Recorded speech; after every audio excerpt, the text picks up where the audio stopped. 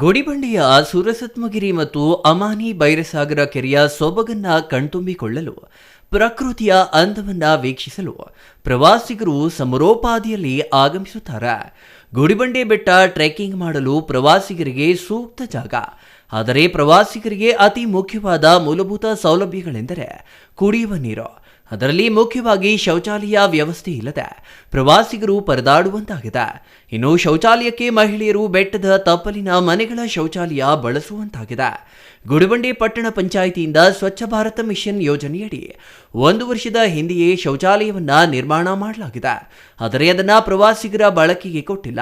ಶೌಚಾಲಯ ಕಾಮಗಾರಿ ಮುಗಿದು 1 ವರ್ಷವಾದರೂ ಸಹ ಸಾರ್ವಜನಿಕ ಬಳಕೆಗೆ ನೀಡುವಲ್ಲಿ ಸ್ಥಳೀಯ ಪಟ್ಟಣ ಪಂಚಾಯಿತಿ ಆಡಳಿತ ವಿಫಲವಾಗಿದೆ. ಶೌಚಾಲಯ ಪ್ರಾರಂಭ ಮಾಡಲು ಇನ್ನು ಎಷ್ಟು ವರ್ಷಗಳು ಆಗುತ್ತದೆಯೋ ಕಾದು ನೋಡಬೇಕಾಗಿದೆ.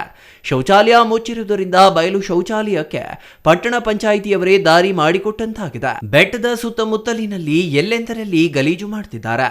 ಇನ್ನಾದರೂ ಪಟ್ಟಣ ಪಂಚಾಯಿತಿ ಬೆಟ್ಟಕ್ಕೆ ಬರುವ ಪ್ರವಾಸಿಗರಿಗೆ ಕುಡಿಯುವ ನೀರಿನ ವ್ಯವಸ್ಥೆ ಹಾಗೂ ಶೌಚಾಲಯ ವ್ಯವಸ್ಥೆ ಮಾಡಬೇಕು ಎಂದು ಆಗ್ರಹಿಸಿದ್ದಾರೆ. ಯೋಜನೆ ಅಡಿಯಲ್ಲಿ ನಿರ್ಮಾಣ ಮಾಡಲಾಗಿದೆ. ಇಲ್ಲಿವರೆಗೂ ಇದ್ರದ್ದು ಬೀಕೆ ಆಗಲಿ ಇದ್ರ ಓಪನಿಂಗ್ ಆಗಲಿ ಆಗಿಲ್ಲ. ಕೇಳಿದ್ರೆ ಇವಾಗ ನಾಳೆ ಅಂತ ಇದ್ದಾರೆ. ಇದಕ್ಕೆ ನೀರಿನ ಒಂದು ಸಮಸ್ಯೆ, ನೀರು ಬೇಕು ಅಂತ ಅಲ್ಲಿಗೂ ಒಂದು ಬೋರ್ವೆಲ್ ಅನ್ನು ಕೂಡ ಮಾಡಿಸಿದ್ದಾರೆ.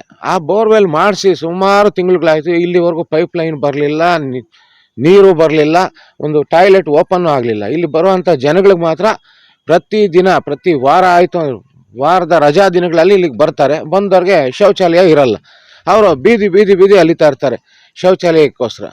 ಇದೊಂಥರ ತುಂಬ ಒಂದು ಕೆಟ್ಟದಾಗಿ ಕಾಣಿಸುತ್ತೆ. ಇದು ಪ್ರವಾಸೋದ್ಯಮ ಇಲಾಖೆಯವರು ಅವರೆಲ್ಲ ಏನು ನಾವು ಉದ್ಧಾರ ಮಾಡಿಬಿಡ್ತೀವಿ, ಈಗೋ ಆ ಕಡೆಯಿಂದ ಇಲ್ಲಿಂದ ಅಲ್ಲಿಂದ ಅಂತೆಲ್ಲ ಹೇಳ್ತಾರೆ. ಆದರೆ ಫಲಿತಾಂಶ ಮಾತ್ರ ಇಷ್ಟಿದೆ. ಈ ಒಂದು ಶೌಚಾಲಯನ ಬೇಗ ಓಪನ್ ಮಾಡಿಸಿ ಪಾಪ ಬಂದು ಹೋಗುವಂಥ ಜನಗಳಿಗೆ ಅನುಕೂಲ ಮಾಡಿಕೊಡ್ಬೇಕು. ಇನ್ನಾದರೂ ಸರ್ಕಾರ ಆಗಲಿ ಇಲ್ಲಾಂದರೆ ಒಂದು ಪ್ರವಾಸೋದ್ಯಮ ಇಲಾಖೆ ಆಗಲಿ ಪಟ್ಟಣ ಪಂಚಾಯತಿಯವರಾಗಲಿ ಆದಷ್ಟು ಬೇಗ ಇದನ್ನು ಓಪನ್ ಮಾಡಿ ಜನಗಳ ಸೇವೆಗೆ ಕೊಡಬೇಕು ಅಂತ ನಾವು ಆಗ್ರಹ ಮಾಡ್ತಾ ಇದ್ದೀವಿ.